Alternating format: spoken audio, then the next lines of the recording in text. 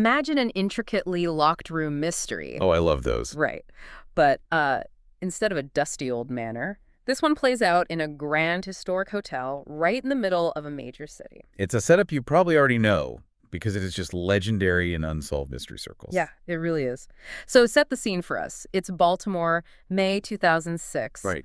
A recently married 32-year-old former water polo player named Rey Rivera receives a phone call at his home. And whatever is said on the other end of that line prompts him to say, "Oh, expletive," and he just rushes out his back door. Him just track pants and flip-flops. Yeah. And then 8 days later, his severely decomposed body is found in an abandoned, disused second-floor conference room of the Belvedere Hotel. Lying directly beneath a small hole in the roof. Which is a discovery that didn't solve the mystery at all. I mean, it just blew it completely wide open. Exactly.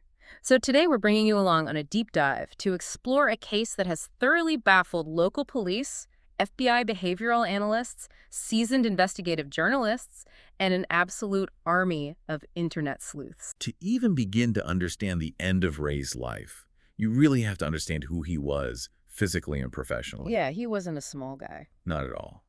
Rey Rivera was an imposing guy. He was 6'5", weighed between 250 and 260 pounds. Wow. He was a former water polo player and coach, meaning he was highly athletic. And he was an aspiring filmmaker too, right? He had recently relocated from California to Baltimore with his wife, Allison. Exactly. He moved there to work for his longtime friend, Porter Stansberry. Taking a job as a writer and videographer at a financial publishing firm called Agora. Right. And by all outward appearances, things were going really well. But then we hit the timeline of his disappearance. It's May 16th, 2006. Allison is out of town on business, but a colleague of hers named Claudia is staying at the house as a guest. And around 5:51 or 6:000 p.m., Ray receives that fateful phone call, curses, and hurries out. We also have to factor in his state of mind leading up to that exact moment, though. Yeah, that's crucial. In the days prior, the burglar alarm at his house had been triggered twice. And Allison later stated that Ray had been acting uncharacteristically frightened and anxious. Like he was on edge about something specific. So he leaves that evening and just vanishes. His family and friends immediately launch a massive, frantic search. Fast forward 8 days to May 24. Ray's car, a Mitsubishi Montero, is found hurriedly parked in a surface lot near the Belvedere Hotel. Which happens to be very close to the Agora offices where he worked. Right. A ticket on the windshield indicated it had been sitting there for quite a while. And once the car is located, Ray's coworkers start searching the immediate area. Looking down from the top of an attached parking garage, they spot a hole in the lower roof of the hotel. Specifically, the roof of an old, unused conference room attached to the main structure. When the police finally access that room, they find Ray's body. But the bizarre artifacts they find on the roof right next to the hole. Oh, man. That's what makes this case so infuriating. His cell phone and his eyeglasses are lying there on the roof, completely undamaged. And his flip-flops are sitting there too. It's crazy. Think about the sheer cognitive dissonance of that.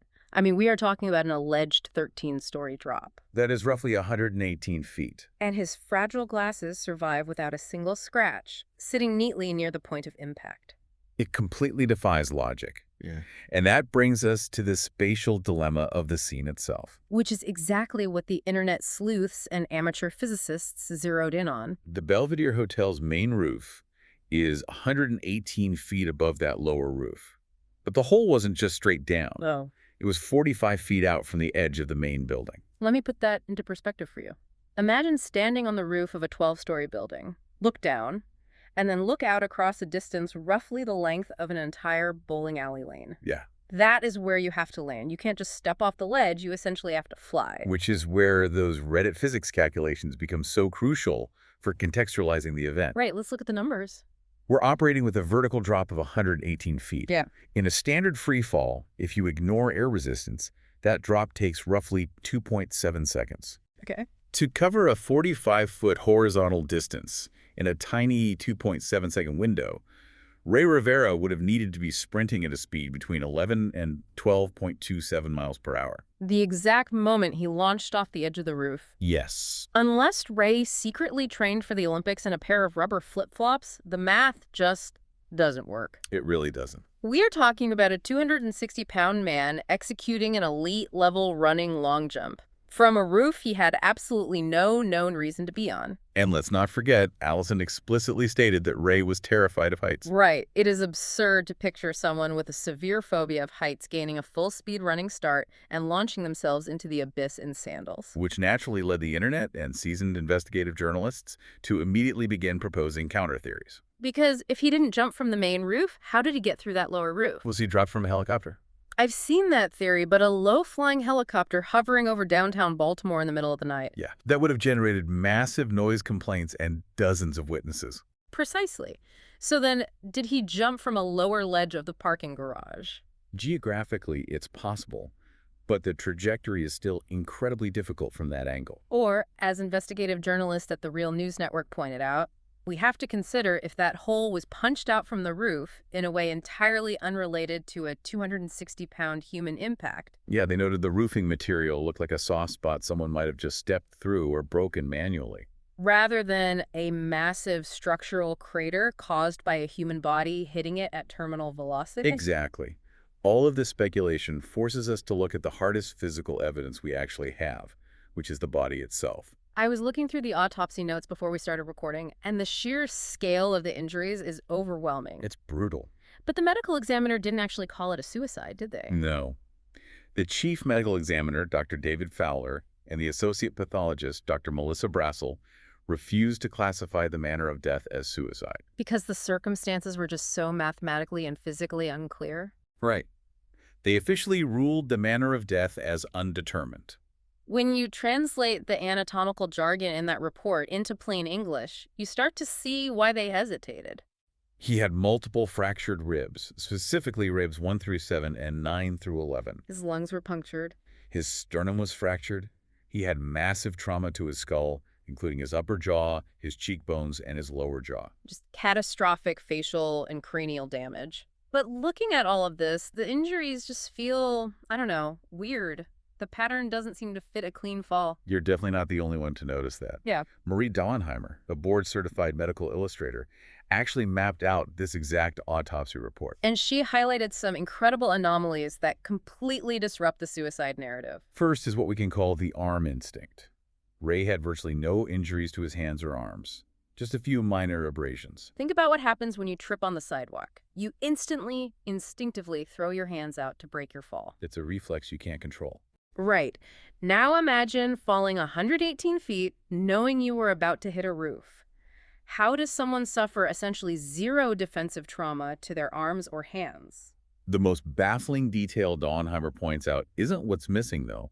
It's what is highly localized. The leg injury. Yes, Ray suffered a massive unilateral leg injury, specifically a 4 by 6-inch laceration and a severe compound fracture of the right tibia and fibula. The bones in his lower right leg were entirely shattered and protruding through the skin. Meanwhile, his left leg was mostly fine, with no major fractures at all. Which raises a horrifying alternative. Forensic experts reviewing these illustrations suggested that these specific injuries... The localized right leg destruction, the massive facial trauma, the pristine arms... Yeah, they don't look like a symmetrical vertical fall through a tiny hole in a roof. They look exactly like a pedestrian being violently struck by a vehicle or someone subjected to a severe targeted beating. If he was struck by a car or severely beaten elsewhere, the hole in the roof suddenly transforms from the cause of death into an elaborate stage prop. It becomes a literal red herring designed to point investigators upward toward the sky, rather than outward at a potential crime scene on the street level. But to understand why the police might have been so primed to accept the suicide theory, despite this physical evidence, we have to look at the psychological element. Specifically, the note. Yes. When Allison was searching their house for clues after he vanished, she found a bizarre note taped behind Ray's computer monitor. It had been physically shrunk down in size, printed out, and carefully tucked into a plastic document protector. And it is a deeply unsettling read. It's a rambling, disjointed document containing references to Freemasonry, prominent Hollywood figures, and notably to the movie The Game. That's the David Fincher film, where the main character is tricked into jumping from the roof of a building through a glass ceiling. The Baltimore police asked the FBI's Behavioral Analysis Unit to conduct a psychological autopsy based entirely on this note. And by August 2006, the BAU issued their report. First, they definitively stated that this was not a standard suicide note. Because legitimate suicide notes are usually written to explain the reason for the act, or to leave instructions, which this document absolutely did not do. Wait, hold on, though. Even if it wasn't a standard suicide note, the FBI didn't just clear him of psychological distress, right? Yeah, they didn't. You're telling me a guy with zero history of mental illness just writes something like that on a normal Tuesday? You're right to be skeptical, and the FBI was too. They concluded that the language and themes in the letter were highly consistent with someone suffering from a delusional disorder. Specifically, the persecutory subtype, or an untreated bipolar manic episode. Essentially, the FBI was saying he might have been suffering from a specific delusion where he fully believed someone was out to get him. Or that he was part of a grand conspiracy, to the point where it completely overrode his grip on reality. But this creates a massive conflict for me. On one side, you have the FBI saying this note shows clear signs of a severe psychotic break. Right. But on the other side, you have Rey's family absolutely insisting that he was perfectly fine.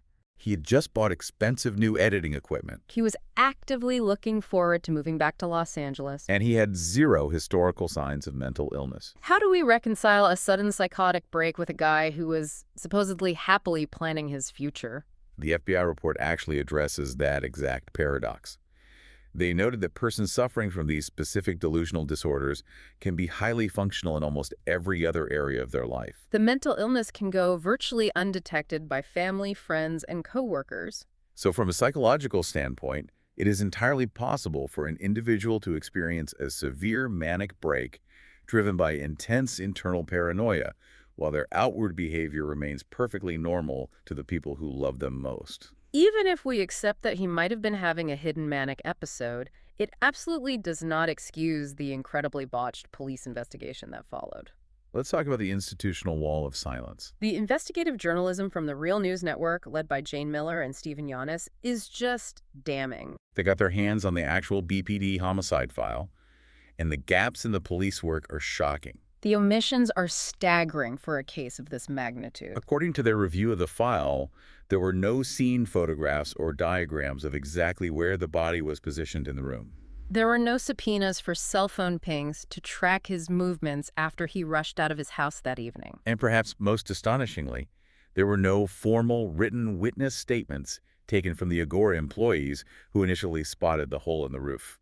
That brings us to the detail that will drive you absolutely up the wall. The parking garage footage. Yes.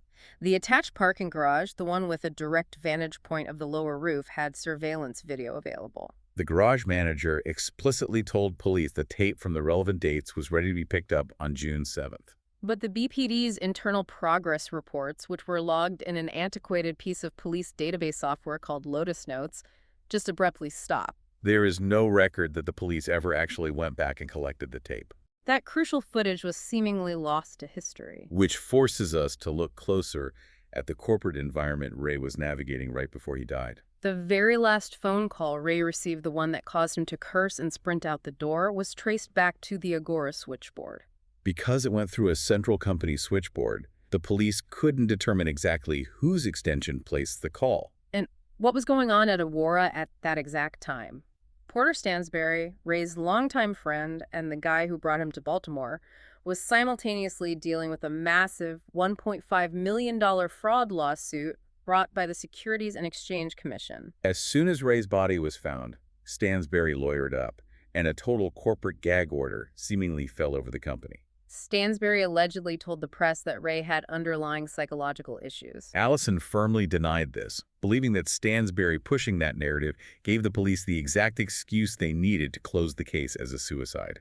Which perfectly illustrates a concept in investigative journalism and policing known as the red ball. In police jargon, especially in Baltimore, a red ball is a massive, high-profile, high-pressure, all-hands-on-deck case. It's the kind of case that drains resources and invites constant media scrutiny. By slapping a probable suicide label on a complex death, a police department actively avoids making it a red ball. Because suicides are rarely covered by the press due to ethical guidelines. So by classifying it this way, an incredibly difficult, messy mystery involving corporate executives is effectively buried. Sparing the department the public pressure of a prolonged homicide investigation. So the physical evidence essentially vanishes, which makes you wonder who benefits from a disappearing act. We have a man who leaves his house after a mysterious call from his employer, a company entangled in an SEC fraud case. We have a body with localized injuries mimicking a car strike, found beneath a hole that physics strongly suggests he couldn't have jumped to. We have an FBI report suggesting a hidden manic episode and a police file missing the most basic investigative steps, including the one piece of security footage that could have solved it all. It leaves everyone suspended between two highly disturbing realities. Either a man suffered a tragic, completely invisible mental collapse that drove him to execute a physically miraculous jump in the dark. Or he was the victim of a sophisticated murder that was meticulously staged to look exactly like one. I want you to really think about how easily a life's narrative can be rewritten by other people. Yeah. If you were to vanish tomorrow, would a strange, out-of-context note on your desk or a single vague phone call be enough for the authorities to neat and tidily label your feat? Would they willingly ignore the physical evidence of your injuries just to close the book on your life and avoid a difficult investigation? To close our deep dive today, I want to bring in a fascinating perspective from Makita Brotman. She is a psychoanalyst who actually lived at the Belvedere Hotel and spent a decade researching this exact case for her book, An Unexplained Death. Building on her psychological insights, I want you to consider the strange, enduring allure of these grand historic hotels. They're unique liminal spaces. They are environments that are simultaneously deeply private, yet highly public. Thousands of strangers' lives intersect in the hallways and lobbies, yet remain completely isolated behind closed doors. Brotman's work explores the psychology of deaths in hotels and our inherent societal voyeurism regarding them. Why are we so captivated by tragedies in these transient spaces? Perhaps it's because a massive hotel like the Belvedere is the one place on Earth where a person can be completely surrounded by hundreds of people, yet remain entirely unseen. Allowing the ultimate truth of their final moments to vanish directly into the architecture itself. That is a haunting thought to leave on. Thank you so much for joining us on this deep dive into the mysteries of Rey Rivera's life and death. Remember to stay curious, keep looking beyond the obvious, and always question the surface of the stories you hear.